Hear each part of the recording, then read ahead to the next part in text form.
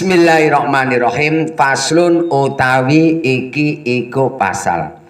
Alladzi utawi perkara yatuhuru kang bisa suci opo alladzi suci minan najasati saking piro-piro najis iku salasun ana telu rupane al khamru siji suwiji iku arak iza takhallalat tekalane dadi cuka apa arak sebenarnya apa khomer enake sepono apa khomer kok khomer kaning anu lho iza takhallalat nalikane dadi cuka apa khomer khomer kan arak dadi cukae binapsiha kelawan awak dheweke khomer wajildul maitati lan kulite batang iza dubigo tekalane den samak opo jildul maitah wama lan barang soro kang dadi opo ma dadi iku hayawanan hayawan. Titik.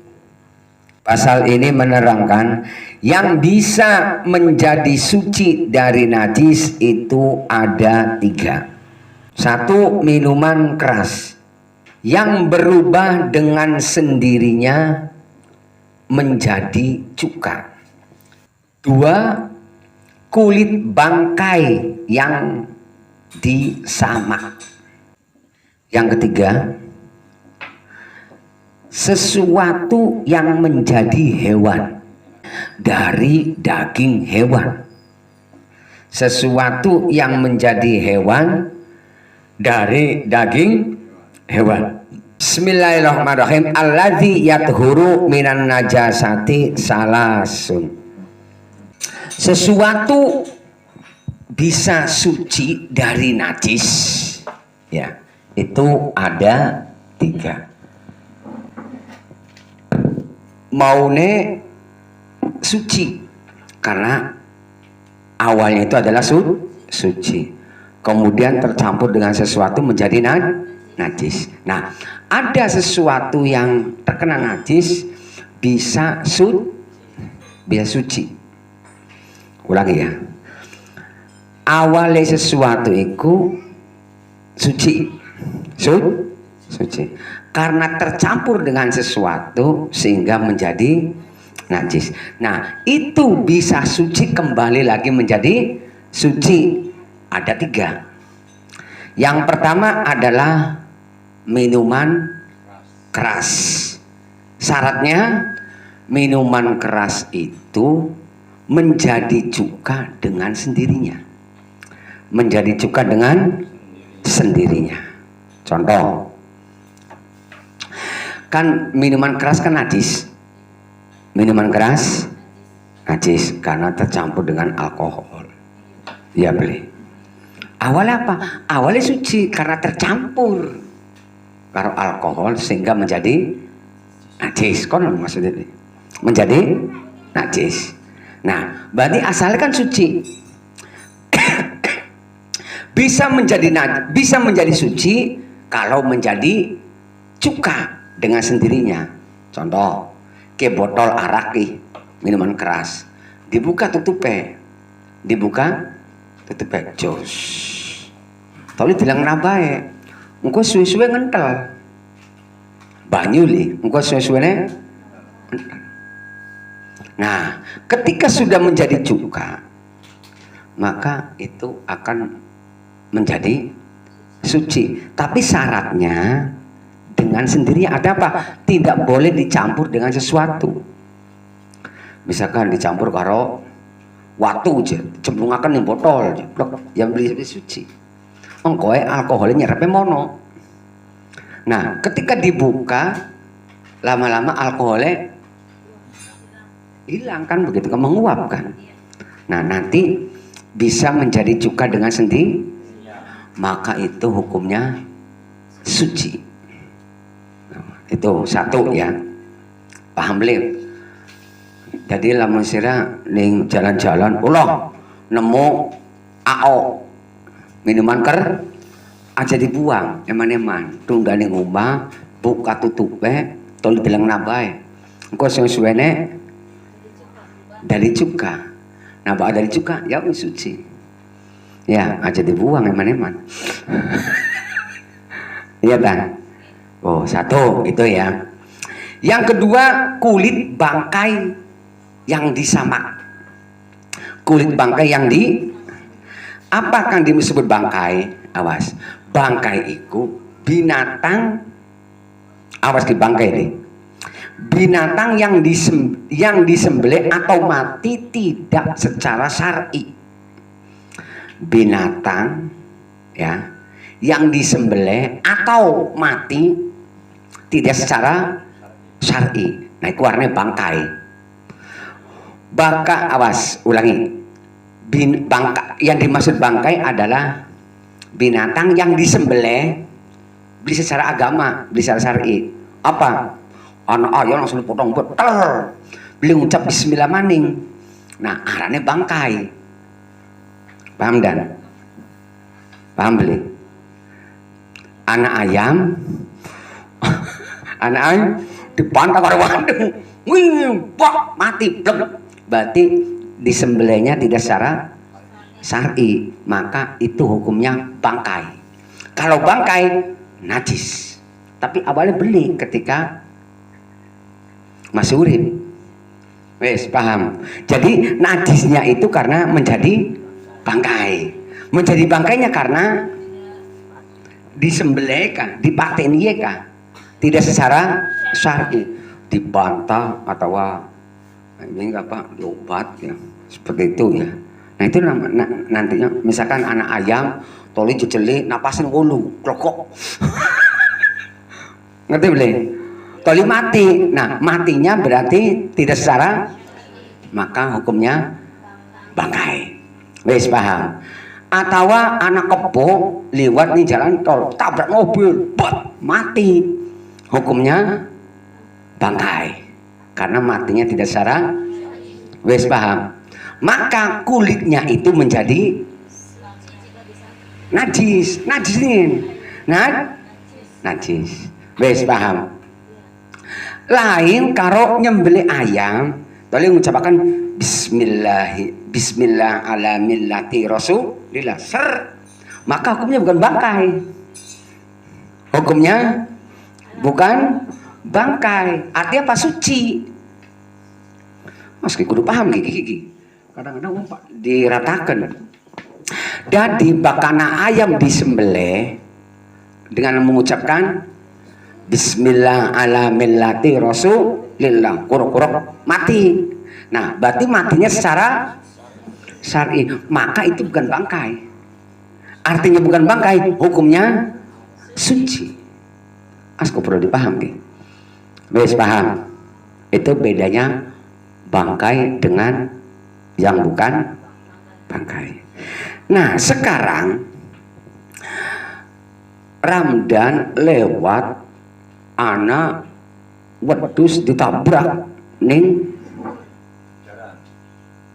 jaran atau ning sepuh buat mentol berarti hukumnya bangkai ya boleh maka kulitnya menjadi bangkai hukumnya najis. Nah, bisa disucikan dengan disamak. Caranya siji kulitnya itu nanti dibersihkan dingin, toli dipai sabun, buring sola, bengencing nganggo kotoran manuk darah ya. Kan panas dan. Sehingga kan nganokan bakteri ya. Ya boleh dikumpah ya boleh disikat warnanya disamak ngerti boleh karo apa karo pokoknya sih kang sifatnya panas ya supaya nganokan bakteri bersih apa bengen kotoran burung jam meski apa seki ake ya deterjen wes tas semengkonon dikumbah di apa Dipe. Setelah dipe, dikumbah. Nah, berarti kan hukumnya us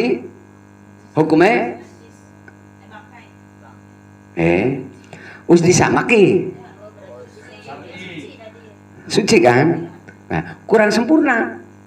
Dipe, terus dipe dikumbah mani toli wis padunggo ngelanan lebih baik. Paham beli? Oke, tukang jagal mengkono no. Ngerti jagal? Tukang nyembelih ya. Pak terus menemukan binatang yang mati di tengah jalan. Ya aja kulitnya itu masih najis, masih bermanfaat aja dibakar, jadi buang aja. Di apa nih? Diseset, dikuliti, toli dikumbah, disamak karo deterjen atau karo sesuatu kan apa bisa menghilangkan bakteri-bakteri panas, dipe, terus dipe tuli dianuan, wis pragat. Ku arane disamak. Beda disamak karo dikumbah ku. Bakal disamak itu kudu ya kayak ngumbah apa ya? Bakal disamak ku, ya disamak ya. Disamak ku dibersihkan bener-bener disikat, ya benar, disikat seperti itu. Bisa dipaham? Nah, ataupun ayam. Ayam apa lamun kene kayak? Ya ayam lah. Delok ayam geletak mati. Aduh eman apa? Lare box temen ayamnya ayam apa kah? Kang baduk kono kah? Merak. Ya. Ayam merak mati. Ketabrak semut. Semutnya akeh, pancing semut. Tadi kan mati. Bangkai dulu. Bangkai.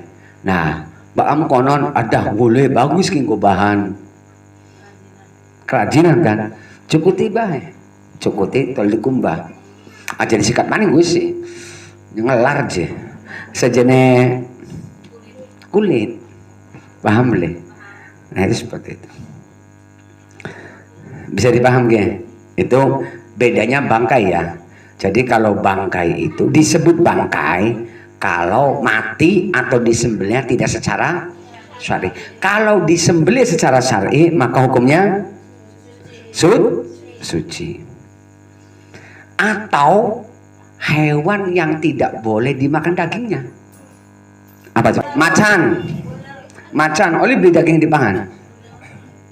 Binatang buas kan? Iya kan? Atau gajah. Iya boleh. Boleh kan menurut kita mazhab Imam Syafi'i, berarti kan hayawan yang tidak boleh dimakan dagingnya. Ular, wah, kan biasa nggo timang. Ya. Ular. Ya boleh, ular atau buaya. Anak ular mati. Ular mati. Oh, ular gede pisan. Eman temen bridike bagus. Wah. Cokot, seset kulitnya samak. Kang Basuni mati ini bismillah dingin. Sepeda bismillah kan, tapi hayawan yang tidak boleh dimakan dagingnya. Hari kang hewan kang dimakan dagingku, rol, kebo, sapi, kambing. Wes pokoknya si hari Imam Syafi'i sih ndelenge ketika binatang buas itu tidak boleh dimakan, khawatirnya nanti menjadi karakter buas, hewan buas gitu. Ya, kalau imam yang lain ada yang membolehkan. Terus kita mengikuti Imam Syafi'i bela, ngikuti ya, Imam Syafi'i apa? Lu hati-hati ya. Itu seperti itu. Wes paham ya? Paham ya? Jadi kang disebut bangkai itu adalah hewan yang mati atau disembelih tidak secara syar'i dan hayawan yang dagingnya tidak boleh dimakan. Kayak dene ular, iya dah. Apa manis ya? Buaya, itu jelas. Toli, kera, ya, gorila, itu kan? Kadal, enggak berobat. Ya harus enggak berobat jelas nggak apa-apa. Iya, nggak apa-apa kalau untuk berobat sih. Ya itu seperti itu. Bisa dipahami ya? Wes. Yang ketiga adalah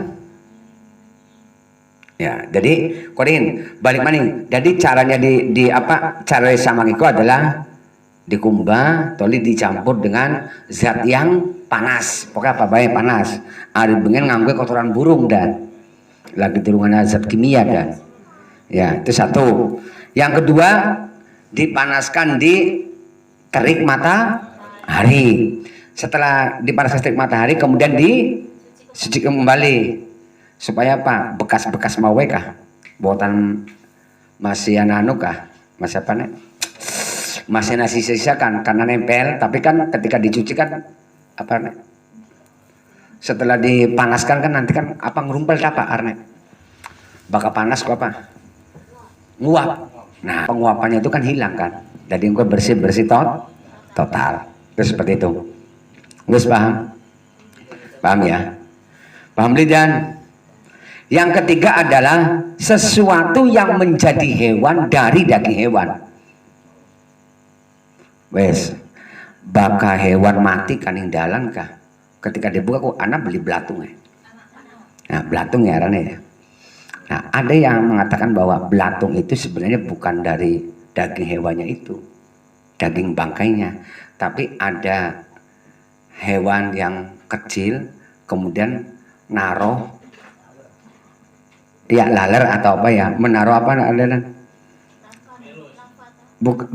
bukan endok-endok atau endokon binatang yang kecil lah, kemudian taruh di situ kemudian berkembang. Ada yang mengatakan seperti itu. Umumnya kan beli bahwa ketika daging bangkai lama itu lama-lama timbul belatung. Belatungnya itu dari daging hewannya kan begitu kan.